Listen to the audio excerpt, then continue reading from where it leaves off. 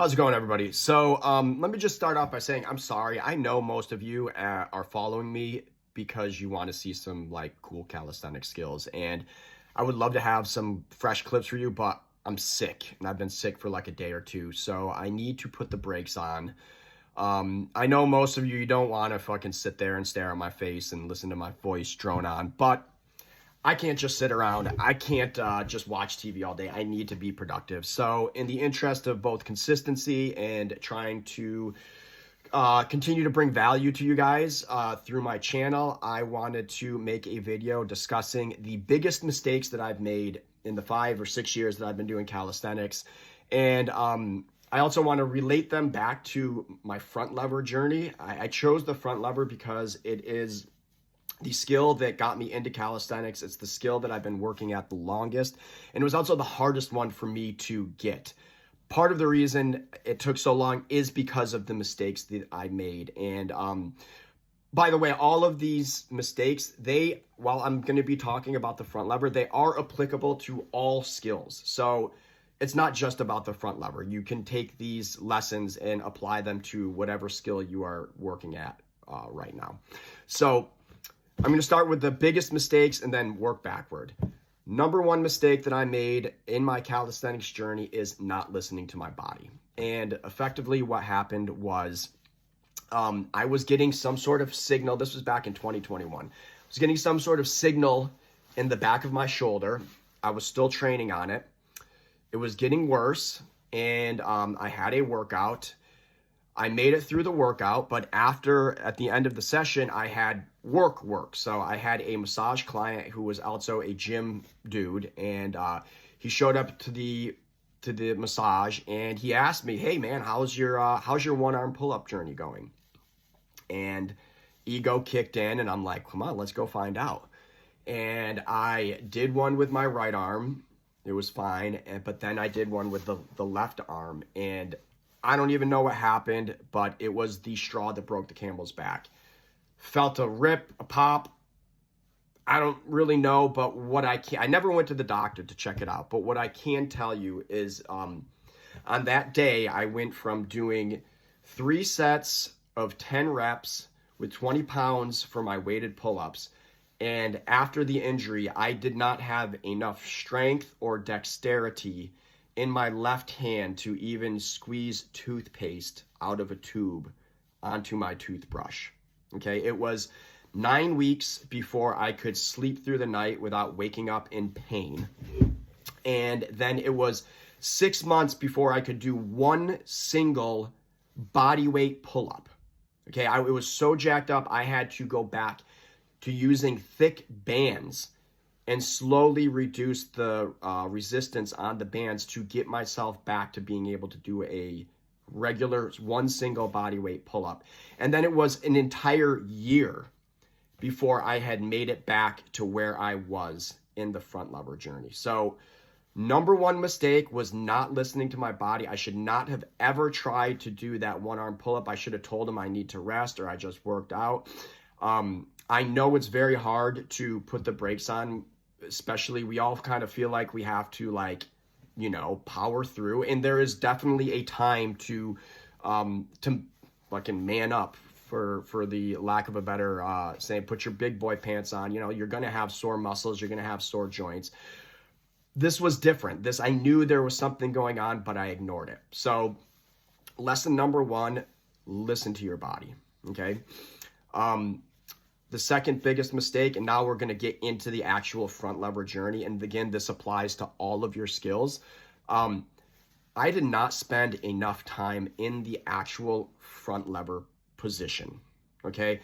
I was doing all of the accessory work and very little time actually doing the static hold. And honestly, I see a lot of you people not making the mistake, the people that I'm following. So good on you. You guys are doing the right thing. So this is not really applying to you, but like to anybody else who's listening to this. Yeah, I was doing basically 80% of my work was reverse deadlifts, front lever raises, front lever negatives, weighted pull-ups, and like 10 to 20% of the work was actually holding myself in the position. And I did not understand the concept of specificity, that like in order to get good at whatever it is, you need to do that move. Okay. So it should have been the inverse. It should have been 70 to 80% of holding myself in whatever position I was, or whatever part of the progression I was in. So if it was advanced tuck, spending 70 to 80% of the time holding an advanced tuck, and or using bands to bridge that gap between the advanced tuck to the like a straddle half lay or a straddle.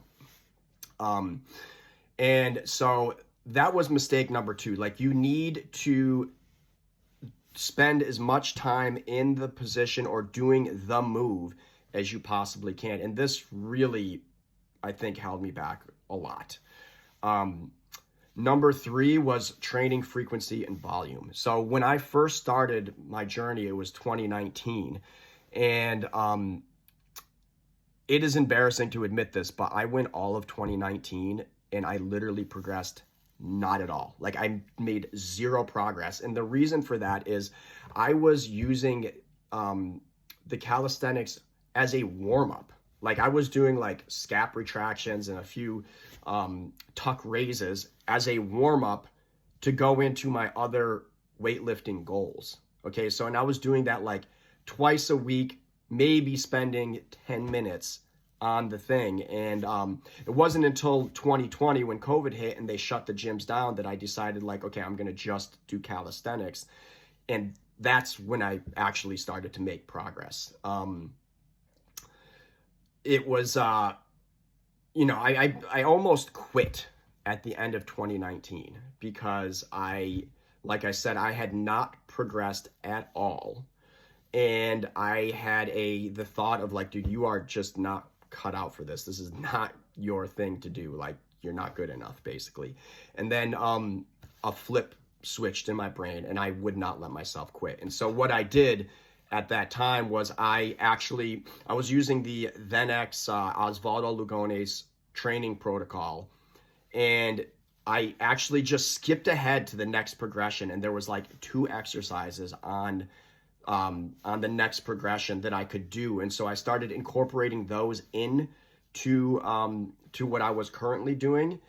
And after just a couple months of doing those slightly harder exercises, I was then able to complete the earlier progression that I had been stuck on for years. But like the real big lesson was like, dude, I personally could not just dabble in calisthenics and get the move. Like, it was clear at that point that I needed to do calisthenics and only it couldn't be something that I threw in at the beginning or the end of a workout as a warm-up and then be able to expect to be able to do these skills. You need to, I'll just speak for myself, and I think it kind of applies to everybody else. You really need to practice that skill or calisthenics, whatever it is. It can't be like a side quest, okay? And then the 4th biggest mistake I think I made was exercise selection. And by that, I mean, as I already shared, I was doing mostly accessory work and very little of the actual holding myself in the position. But moreover, I was changing that accessory work almost on a daily basis. So Monday I do reverse deadlifts and weighted pull-ups, and then Wednesday I would do front lever negatives and front lever raises, and then Fridays I might do like a few statics, but then I'll go back to some more reverse deadlifts or whatever, enter X front lever thing. And that was also a big mistake. I would say with whatever it is, whether it's a front lever or a planche, whatever, pick 2 or 3 exercises and drill those. Don't have 50 different exercises to try to get it. Pick 2 or 3 that are focusing around the move and really drill those for